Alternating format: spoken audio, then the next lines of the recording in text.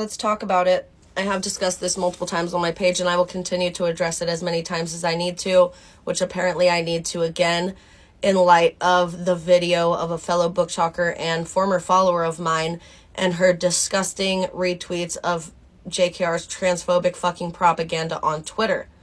Now, the only reason I can think of this person to have even followed me, because I'm clearly open about my beliefs on this page, is this giant fucking eyesore on my arm. We're not comrades.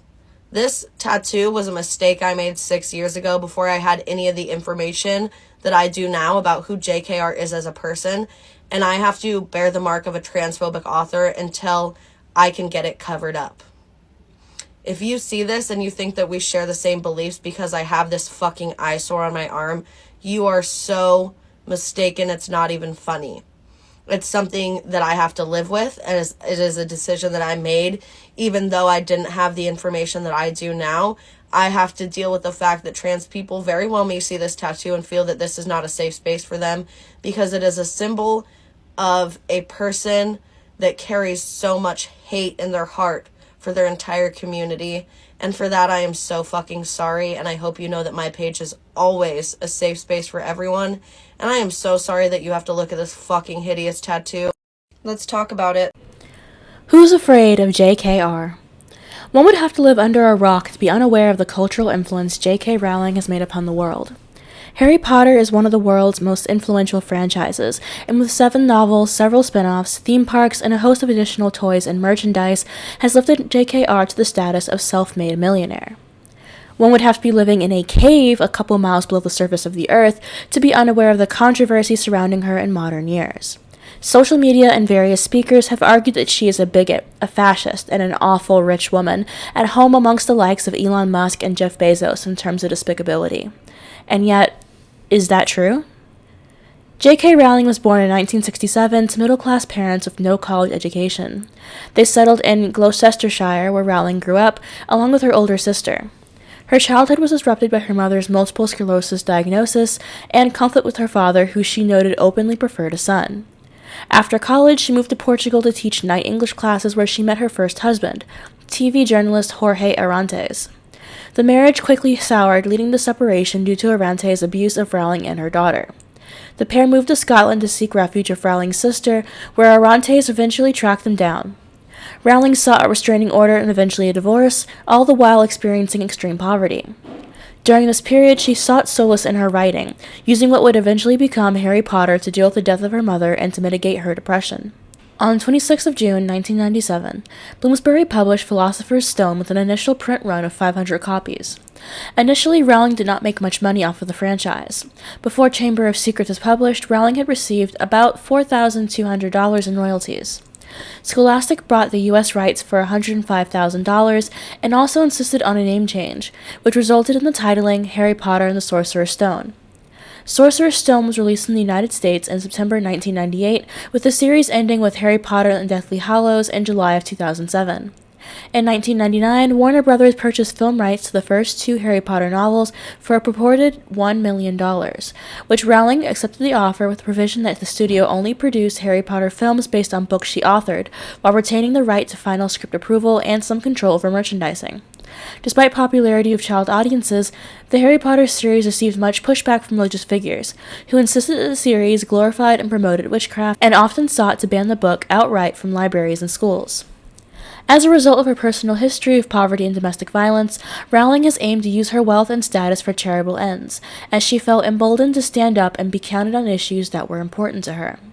Before 2012, her charitable donations were estimated by Forbes at $160 million. She was the second most generous UK donor in 2015, following the singer Elton John, giving about $14 million that year. Rowling established the Volant Charitable Trust in 2000, named after her mother, to address social deprivation and at-risk women, children, and youth, was appointed president of One-Parent Families, now Gingerbread, in 2004, collaborated with Sarah Brown on a book of children's stories to benefit one-parent families, and founded the charity now known as Lumos in 2005.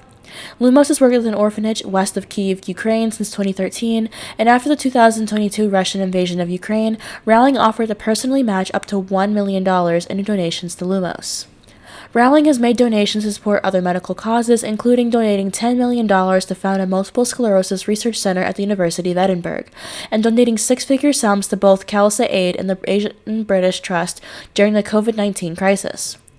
In 2022, during her advocacy against the proposed gender recognition reform bill, Rowling stated that she would found and fund Biera's Place, a woman-centered rape help center to provide free support services for women-only survivors of sexual violence.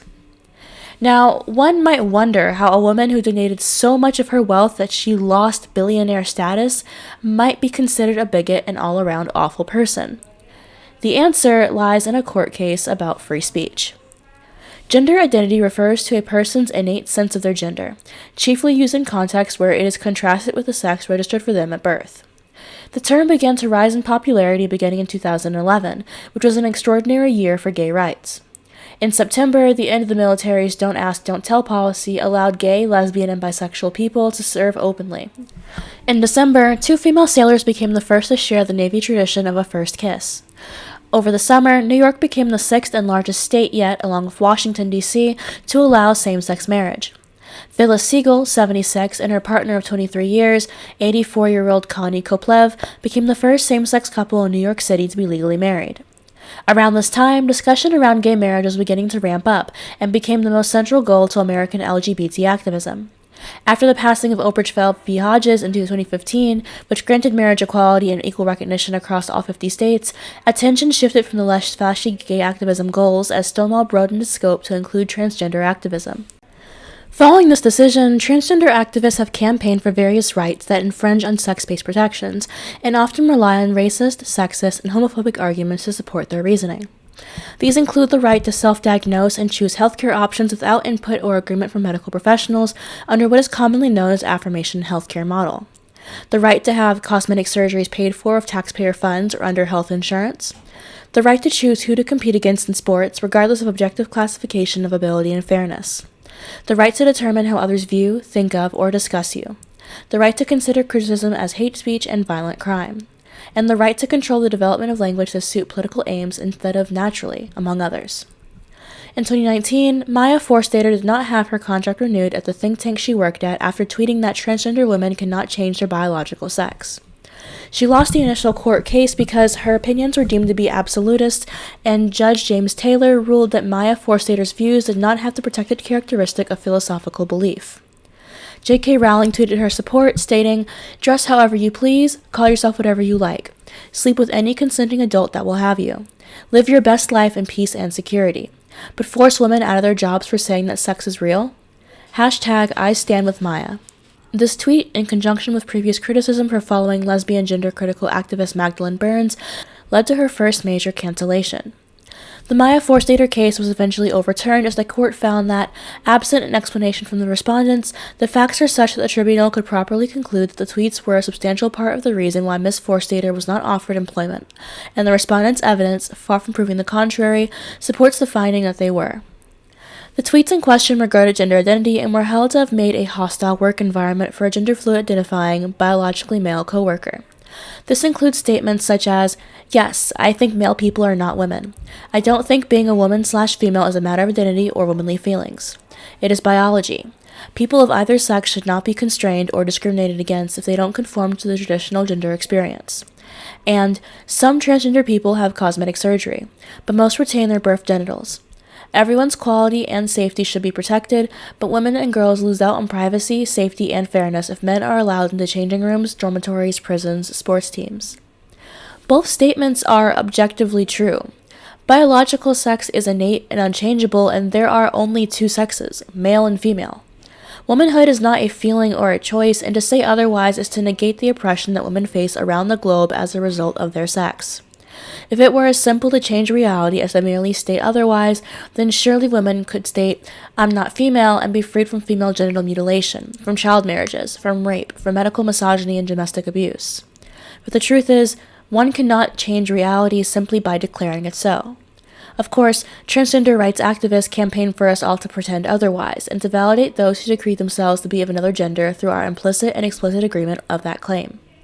Additionally, Forstater's claims that women's safety is at risk due to the erosion of single-sex spaces has been proven quantifiably true. Trans-identified males retain a male criminality pattern. The gene found that male to female transsexuals retain a male pattern regarding criminality. The same was true regarding violent crime. The study provides strong evidence that policymakers cannot safely assume A, that trans women's offending patterns, including violent offending, will be significantly different from those of the general male population, and B, that they will be similar to those of the general female population. Ministry of Justice 2020 data regarding figures for sex offending rates for men, women, and trans women over the same period revealed that 58.9% of incarcerated trans women are there for sex offenses, in contrast to 3.3% of women and 16.8% of men having been convicted of sex crimes. After the publication of Target's gender identification policy, which would allow anyone to use the bathroom that best fit their gender identity instead of their sex, a study by Dirk 2018 found that voyeurism-related offenses increased significantly, doubling or tripling according to all measures, while other sexual offense categories changed little. Dirk's study is the first longitudinal analysis of risks related to gender inclusion policies. The incident database is open source and is available for further exploration and analysis. While it is possible that a general rise in voyeuristic sexual offenses relative to other offenses may account for some of this increase, the magnitude and precise timing of the increase suggests that Target's gender inclusion policy accounts for the bulk of it. The most likely hypothesis to explain our findings is that Target's policy signaled to sexual offenders that voyeuristic offenses will be easier to perpetrate in their stores than elsewhere. We believe that this study shows that gender inclusion policies can bring about increased harm to women and children. Although many claim that a trans woman on estrogen or a trans man on testosterone is of similar ability to their female and male competitors, multiple studies have shown that testosterone suppression does not change male physiological and anatomical characteristics by much. The effects of male puberty lead to different bone density, height, fat distribution, muscle mass, and cardiovascular systems. Female bodies have a higher fat percentage than male bodies do. Females store 21 to 24% of fat, and males store only 14 to 17%. But get this, males only need 2% body fat to survive, whereas females need 10%. Allowing trans-identified men to play with women has led to the exclusion of women from their own sports. Examples of average males playing with and soundly defeating women who are exceptional at their sport includes Leah Thomas and Laurel Hubbard, among others. A list of women who were unfairly denied recognition is currently being kept at shewon.org and currently numbers over 50 entries. I've previously made a video on the topic of trans women in sports, which will be linked in the description below. J.K. Rowling wrote in a missive on her blog, "My interest in trans issues predated Maya's case by almost 2 years, during which I followed the debate around the concept of gender identity closely. I've met trans people and read sundry books, blogs, and articles by trans people, gender specialists, intersex people, psychologists, safeguarding experts, social workers, and doctors, and followed the discourse online and in traditional media. On one level, my interest in this issue has been professional, because I'm writing a crime series set in the present day, and my fictional female detective is of an age to be interested in and affected by these issues herself. But on another, it's intensely personal, as I'm about to explain. All the time I've been researching and learning, accusations and threats from trans activists have been bubbling in my Twitter timeline. This was initially triggered by a like. When I started taking an interest in gender identity and transgender matters, I began screenshotting comments that interest me, as a way of reminding myself what I might want to research later. On one occasion, I absent-mindedly liked instead of screenshotting. That single like was deemed evidence of wrongthink, and a persistent low level of harassment began. Months later, I compounded my accidental like crime by following Magdalene Burns on Twitter. Magdalene was an immensely brave young feminist and lesbian who was dying of an aggressive brain tumor. I followed her because I wanted to contact her directly, which I succeeded in doing. However, as Magdalene was a great believer in the importance of biological sex and didn't believe lesbians should be called bigots for not dating trans women of penises, doubts were joined in the heads of Twitter trans activists, and the level of social media abuse increased. I mention this only to explain that I knew perfectly well what was going to happen when I supported Maya. I must have been in my 4th or 5th cancellation by then. I expected the threats of violence, to be told that I was literally killing trans people with my hate, to be called cunt and bitch, and of course, for my books to be burned, although one particularly abusive man told me he composted them. Despite knowing that negative attention her support would bring, Rowling decided to show her support nonetheless. That decision has led to the conflation of Rowling of transphobia itself. This is despite several tweets and writings that illustrate her feelings towards trans people as a group versus her opinion on the legislation they inspire and push for. For example, she states, "I believe the majority of trans-identified people not only pose zero threat to others, but are vulnerable for all the reasons I've outlined. Trans people need support and deserve protection. Like women, they're most likely to be killed by sexual partners. Trans women who work in the sex industry, particularly trans women of color, are at particular risk. Like every other domestic abuse and sexual assault survivor I feel nothing but empathy and solidarity with trans women who've been abused by men. So I want trans women to be safe. At the same time, I do not want to make natal girls and women less safe. When you throw open the doors of bathrooms and changing rooms to any man who believes or feels he's a woman, and as I've said, gender confirmation certificates may now be granted without any need for surgery or hormones, then you open the door to any and all men who wish to come inside. That is the simple truth. Many have claimed that Rowling is transphobic for asserting that sex is real, women face oppression on account of their sex, and that sex is unchangeable. Though not all would agree with those statements, a culture of fear has formed around being perceived as bigoted, regardless of actual behavior. It is under this culture that Rowling has been painted as the ultimate transphobic boogeyman. As a woman untouchable by cancellation or bullying by virtue of her writing, she has no reason to censor herself as others are often bullied into. Over the past few years, she has used her platform to bring attention to the work of other feminists, as well as to maintain discussion of the impact of gender ideology on the rights and safety of women. In turn, many implicitly illustrate that they believe women who disagree with them are worthy of sexual abuse and violent threats. This only proves that all women are potential targets of misogyny and sexualization if they are deemed worthy of it. It denies the inherent personhood each woman possesses and the respect that they are due on account of being human. All in all, it illustrates the misogyny inherent to the trans rights movement, which at its core paints womanhood as a choice born of accepting stereotypes and denies the existence of sex-based oppression. This can further be seen in how publications regarding her recent tweets and activism merely suggest transphobia and hatred as the reasoning for her behavior. Accurate concerns about women's safety and rights are painted as bigoted misunderstandings of what trans people want, instead of a carefully measured response to ideology that has already had an impact on the lives of children, women, and gay people. The truth of the matter is, very few have actually read what she's written. Very few who oppose Rowling actually know what she stands for.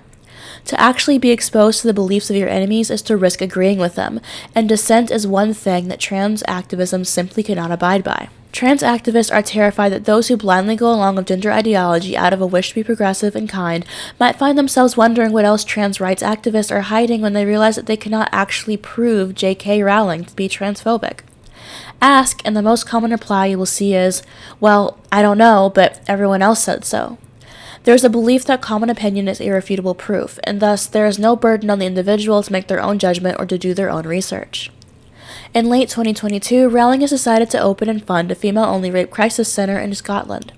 Queer news. J.K. Rowling has done it again. She launched a sex abuse service which excludes transgender women both as staff and as service users. The establishment is called Bear's Place, though it's still unclear how they plan to assure users are not transgender and how they plan to filter out trans people in their hiring process. In an interview with anti-trans journalist Suzanne Moore, who was in support of Bear's Place, she said, "We believe that women deserve to have certainty that, in using our services, they will not encounter anyone who is male." Rape Crisis Scotland has also released a statement saying, "All rape crisis services in Scotland offer support to trans women and have done so for 15 years. There has not been a single incident of anyone abusing this." So what are your thoughts on this? Let us know in the comments.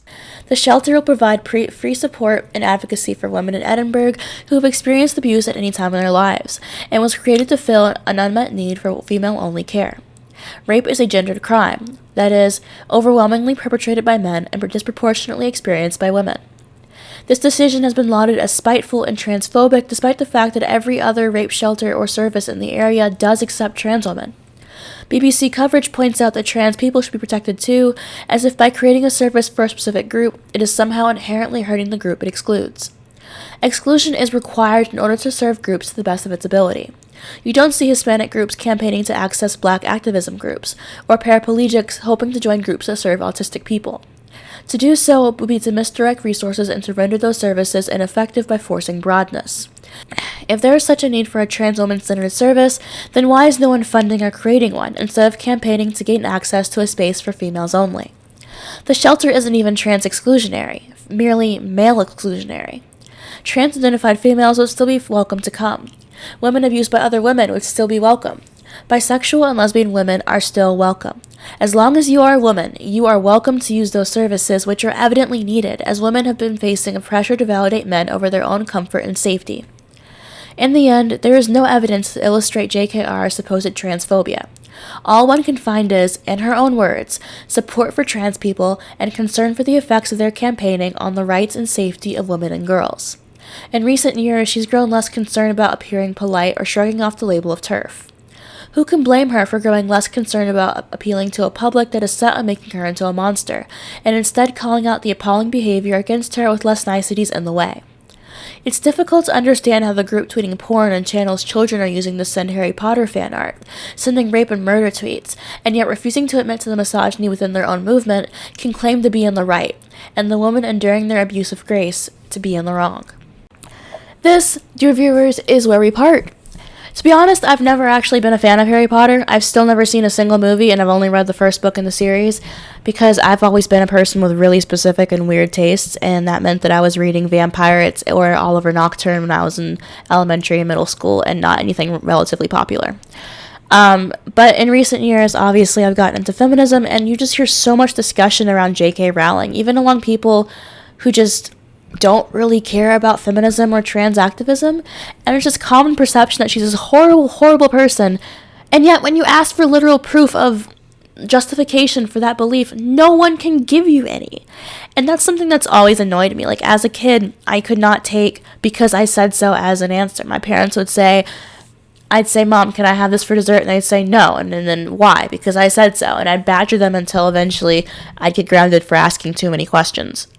I just don't understand how so many people can do the same thing, though. As adults, we have an obligation to critically think through the media that we consume before making our judgments. I mean, we pride ourselves on being these open-minded people, and yet I find that the left and liberals tend to be more closed-minded than anyone else.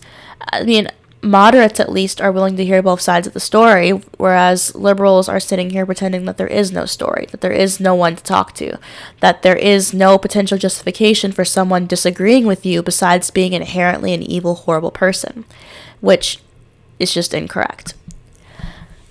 Besides all of that, I have a couple more videos coming up that I think will be pretty interesting. Again, I have Patreon and Buy Me a Coffee set up. Patreon has it to where you can suggest videos, vote on topics, and, just get stuff a little bit early. You can also read some of these video scripts, which, to be honest, I think my project for next year will be to try to edit some of these into a essay collection and then try to see if that could be publishable. I don't know if that's doable, though, because I'm probably not the most respectable publishable figure with how I snap off in the comment section sometimes. Anyhow, if you have any comments, questions, concerns, comment section down below, and I'll see you guys next time. Bye.